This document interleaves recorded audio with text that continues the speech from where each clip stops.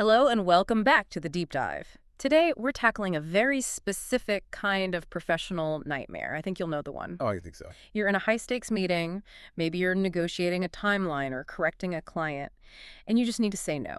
You need to be firm, you need to be polite, professional. You open your mouth to push back, and the sentence just collapses. Just falls apart. Exactly. You trip over the grammar, you add an S where it doesn't belong, or you use the wrong word entirely, and suddenly, in that split second, you don't sound like the expert in the room anymore. You sound, Unsure. You sound hesitant. hesitant, yeah. It's a painful moment, but it's incredibly common. It really is. And the reason I think is interesting, we tend to think of no as just a vocabulary word. You just find the right translation for refusal. Right. But in English, negation isn't really about vocabulary. It's about architecture. Architecture. That's a big word for grammar. It really is, though. Constructing a negative sentence in English is a genuine structural feat. It requires a blueprint. And that's exactly what we have in front of us today. We're looking at a guide on, believe it or not, negation engineering. I love that title, negation engineering. It makes it sound so much more actionable than just, grammar rules. Well, it fits. We're going to look at the Dodo system, which basically treats grammar like a schematic for a machine. We're not just memorizing lists today. We are unpacking the mechanics of how English speakers build refusal. Okay, so our mission is precision. We want to get to a place where we can express a negative idea without that mental stumble. Let's start with this first visual here. It's labeled the negation flow. And it looks less like a sentence diagram and more like an electrical circuit or something. Right. So think about it. In a lot of languages, if you want to make a sentence negative, you just add a word like no or not right before the verb. It's simple. I no go, he no agree. It's efficient. But in English, if you say, I no agree, you sound like a caveman. It sounds broken. Exactly. And this diagram explains why it sounds broken. It highlights what they call the structural anchor. Okay. Picture a heavy crate labeled not. That word not is grammatically heavy. If you just drop that crate onto a simple sentence like, I agree, the sentence gets crushed. It just can't hold the weight. So I agree not collapses because there's nothing holding up the not. Precisely. Yeah. You need a support beam. And in grammar, that beam is what we call an auxiliary verb. Okay, let's define that because auxiliary verb is definitely one of those terms we learned in school and then immediately forgot. Think of it as a helper. Its only job is to carry the grammatical load. In this case, it carries the not. The guide uses this great image of a mechanical arm lifting the not so the main verb can stay free and clear. So the do or does is that mechanical arm. Yes, it's the operator. So instead of I agree not, you bring in the helper, I do not agree. The do is doing all the heavy lifting. That's actually a really helpful visualization. It's not just an extra word for no reason. It's a load-bearing wall. If you take it out, the roof falls in. Exactly. And the guide moves on to give us a formula for this. It calls it the universal equation for negation. Subject plus auxiliary plus not plus base verb. It looks very mathematical, like algebra for language. It is logic-based, you know. Let's run the test data they provide through this equation. Take the sentence. The analyst agrees.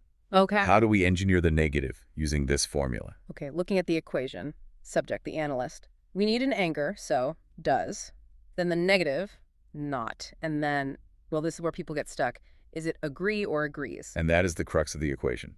The formula specifies base verb, no suffixes, no extras, just agree. So, the analyst does not agree. Perfect. But why does the main verb lose its flavor? Why isn't it agrees anymore? Because the auxiliary verb, the does, we'll get to the mechanics of that in a second, but it's vital to see the pattern first. Okay.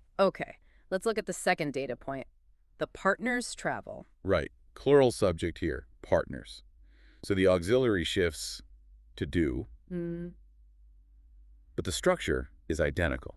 The partners do not travel. Exactly. And the last one in this set, which is surprisingly tricky for some, I smoke. I do not smoke. Even though I is one person, it grammatically pairs with do, but the structure holds. The do holds the not, and smoke stays simple. This really separates the state of being from the action, doesn't it? It does. It separates the person from the refusal. It's a very sophisticated way of organizing your thoughts. And this leads us perfectly into the next section of the blueprint, which is, I think, visually the most complex part. It's called the mechanics of singular subjects. Or as I'm now calling it, the migration of the S. This is the aha moment for so many professionals. Wow.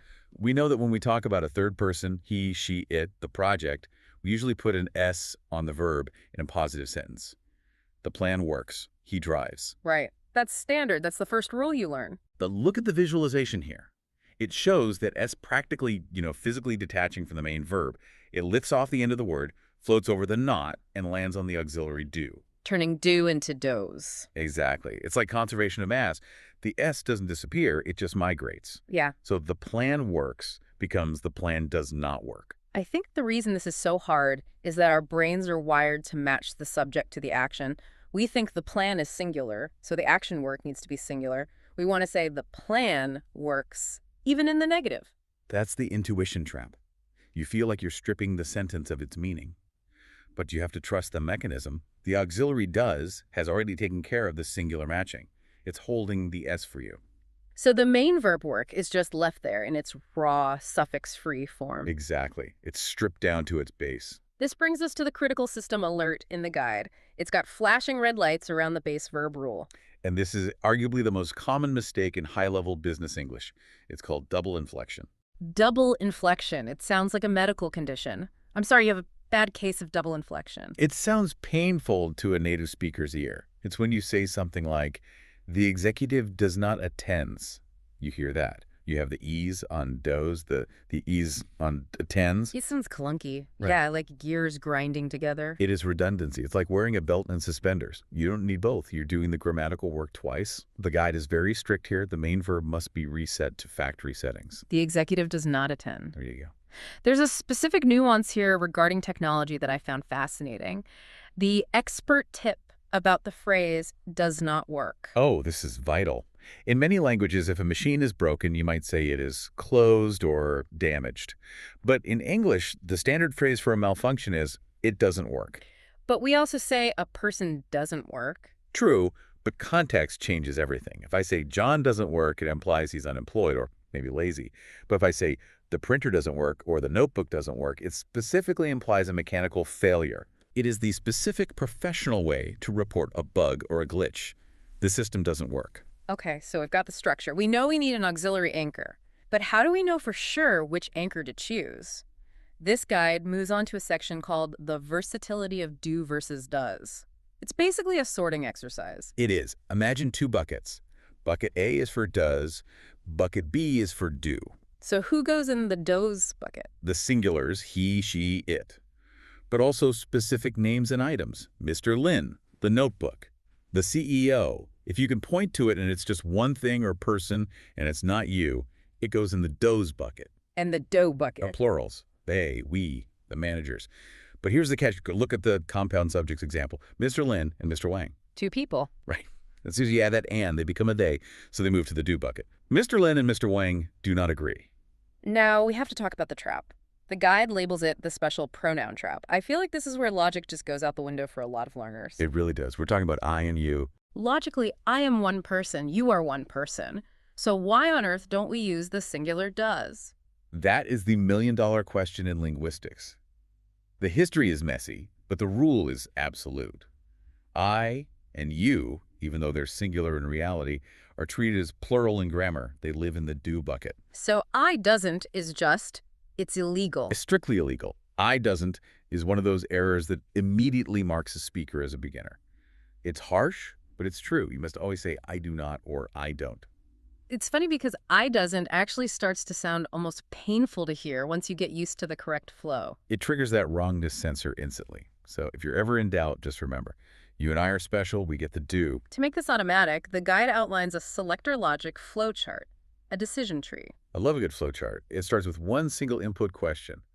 Who is the subject? Let's trace path A. Path A is the subject he, she, or it. If yes, the arrow points straight to does. The example is, the tablet doesn't process video. Tablet is an it. Got it. And path B? Path B is the subject I, you, we, or they. If yes, the arrow points straight to do, the example. The coworkers do not agree. It simplifies the decision down to a binary choice. You don't have to guess. Now, speaking of sounding like a native speaker, we rarely actually say do not or does not in casual conversation, do we? If I walked into a meeting and said, I do not have the report, everyone would just stare at me. Do you think you are angry? Right. Or a robot? Right. It's too stiff. And this brings us to the next section on linguistic efficiency. We're talking about contractions, don't and doesn't. The guide mentions that full forms do not are reserved for emphasis or like legal contracts. Exactly. If you're writing a contract, you write, the tenant does not have the right to sublet. You want that weight, you want that not to be heavy and visible, but in an email or a call, you want flow, you want rhythm. So does not gets compressed into doesn't. And do not becomes don't. The guide shows an input-output example. The positive input is, the department budget covers costs. And the negative output. The department budget doesn't cover costs. See the tone shift. It's professional, it's clear, but it's not aggressive. And again, I'm just checking the S. Covers had an S, doesn't cover, has no S on the main verb. The S is hiding inside the contraction. Doesn't. It's still there doing its job. Let's look at the transformation examples they give on the next page, the before and after. Okay, example 1. The software updates automatically. So break it down. Subject, software, it. So we need does. Yeah. We want to be casual, so doesn't, main verb, update, lose the S. Result. The software doesn't update automatically. It becomes a rhythm, doesn't update, doesn't work, doesn't matter. Exactly. Example 2. We meet the monthly quota. Since we is plural, there was no S to begin with, so it just becomes we don't meet the monthly quota. The takeaway here really is that using these contractions is the standard for professional interactions. It is. And once you get that rhythm, you stop thinking about the grammar rules and you start thinking about the message. And speaking of message, this is where I think this guide goes from grammar class to executive coaching. This next section blew my mind a little bit. Which one? It's called Analytical Nuance, Habit versus Ability. Oh, this is my favorite part of the entire guide. This is the difference between being understood and being respected. It's distinguishing between deodos and can. We swap these all the time, don't we? I feel like I use them interchangeably sometimes. Oh, constantly. Yeah. But they mean fundamentally different things. The guide uses these little icons to show it. For deodos, there's a checklist. For can, there's a padlock or a flexed arm. Okay, explain the checklist. Do and does represent habit, routine, or choice.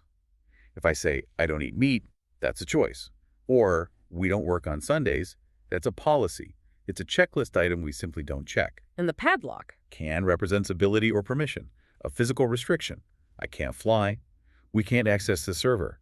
It implies that even if I wanted to, I'm unable. The padlock is locked. Let's look at the scenario analysis because this is where the social stakes get really high. Scenario A, the musician. Okay. Sentence 1.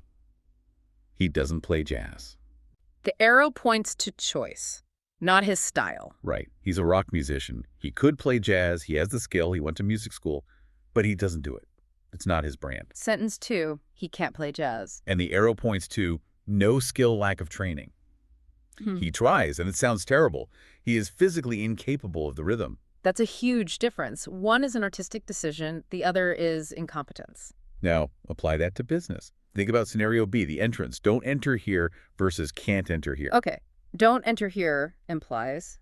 It points to routine, not the usual path. Maybe it's the wrong door.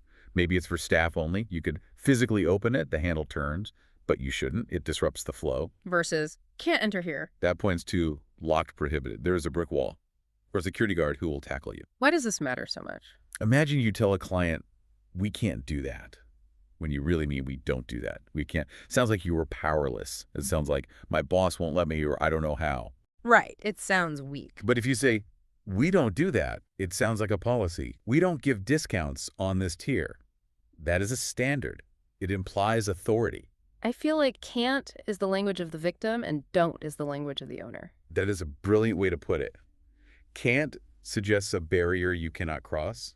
Don't suggests a path you choose not to walk. So we've covered a lot of ground. We've built the machine. Let's do a final inspection. The guide offers the 3 pillars of negation to summarize everything. Right, a quick recap. Pillar 1, subject-verb agreement. You have to choose your anchor. Do you need the singular do's or the plural do? Pillar 2. The base verb rule.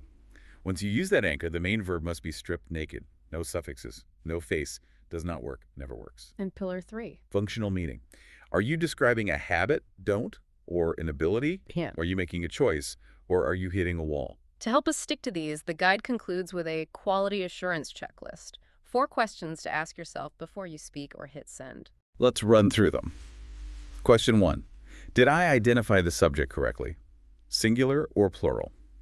Question 2. Did I select the correct auxiliary anchor?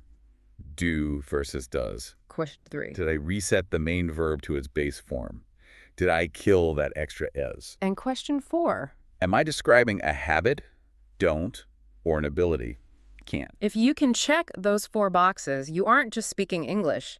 You are communicating with precision. And that protects your message. It prevents ambiguity. The guide wraps up with this thought: communication with precision. It says mastering these distinctions is the hallmark of professional-grade proficiency. I agree 100%. You know, we often think fluency means speaking fast, but real fluency is speaking clearly. It's about control. When you can control the architecture of your sentence, you control how people perceive you. It's the difference between I know agree, which asks for help, and I do not agree, which commands the room. Exactly. So here is our challenge to you, the listener. We want you to audit yourself today. I love a good audit. For the next few hours, listen to your own no. Look at your emails. Are you using can't when you really mean don't? Are you telling people you're powerless when you're actually making a strategic choice? And catch those double inflections. If you hear yourself saying he doesn't like it, stop. Reset. He doesn't like it. Pay attention to the architecture of your no. It might just change how people hear your yes. Thanks for listening to this deep dive. See you next time.